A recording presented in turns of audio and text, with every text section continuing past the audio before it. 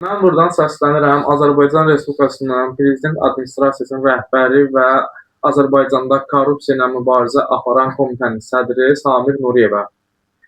Maşallah 2 dənə yerdə vəzifəmiz var, amma bunları kim idarə edir, kim icra edir, çox maraqlıdır mənə. Nə barədə kim icra edir. Yəni bu vəzifəni sizə tapşırıblar ki, siz bu vəzifə üzrə iş görəsiniz. Amma siz bilmirəm hansı bizneslə məşğulsunuz, nə ilə məşğulsunuz ki, siz bunlara nəzarət etmirsiniz. Azərbaycanda korrupsiya baş alıb gedir. Sizin amma bunlardan xəbəriniz yoxdur. Güya. Anlamayıb. Xəstəxanaya gedirsən, pul istəyirlər. Polisə gedirsən, pul istəyirlər. Qay saxlayır, pul istəyir. Ay Samir Nuriyev, siz hara baxırsınız? Nə işlə məşğulsunuz? Çox maraqlıdır mənə. Nə vaxta qədər bu davam edəcək?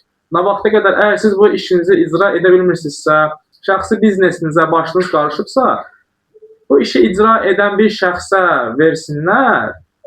Biz dərdimizi ona deyək, istəyimizi ondan istəyək və görək ki, əgər əməl eləyirsə, biz ondan razı qalaq, bu qədər problemlər yaşamayaq. Azərbaycanda hansı dövlət qurumuna getsən, yenə deyirəm, sizdən rüşvət istəyirlər.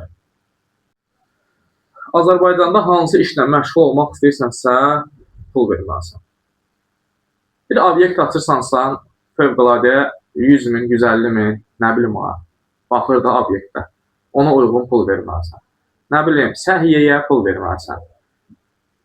Halbuki taksi işləyirsən, Şamaxinkasından tutmuş avtovağzalında 20 yanvarında, nə bilim, 3-cü mikrorayon dairəsində hamısından, polis əməkdaşları hərəsindən 5 manatdan, 10 manatdan, 3 manatdan pul yığır. Buna görə dəfələrlə mən lazımı yerlərə müraciət eləmişəm, daxili qaynar xətlərə müraciət eləmişəm, amma bunun müqabilində mən onları geri tutmaqdan gəlib məni tutmuşsunuz ki, sənə aid olan işlərlə məşğul olma, sənə aid olmayan işlərlə məşğul olma. Sənlik deyil bunlar. Biz bilirik kimdən nə etmək lazımdır. Siz neyi bilirsiniz? Hansı qanunda yazılıb ki, vətəndaşdan heç bir haqqın olmadan sən pul tələb eləyəsən. 5 manat tələb edirsən ki, avtovağzalda dayanmaq üçün hansısa bir taksi fəaliyyətlə məşğul olan şəxs, halbuki o adamın taksi fəaliyyəti var, rəsmən taksi fəaliyyəti var, taksi ilə məşğuldur, amma gəlir sizin əməkdaşlar, polis əməkdaşları deyir ki, bizə də tapşırıb, yuxarıdandır, deyilib ki, balaca maşınlardan 5 manatdan, böyük maşınlardan, nə bilim 20 manatdan, nə bilim 15 manatdan pul verməlisiniz. Verməsəz burada dayana bilməlisiniz. Burada dayanmışsınızsa sizə aparıb cərimələyəcəyik.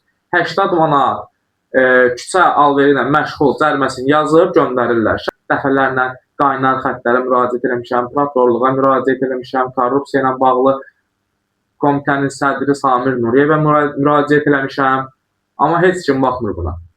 Bunun müqabilində mən polislərdən təzyiqlər görmüşəm, təqiblər görmüşəm. Yəni, elə bir situasiyalar yaşamışam ki, bunlara görə mən bezmişəm artıq, başa düşürsünüz? Yəni, adam nə qədər yaşayır, korrupsiya ilə bağlı adam nə qədər mübarizə aparar Azərbaycanda ki, axı nə vaxta qədər bu davam edəcək?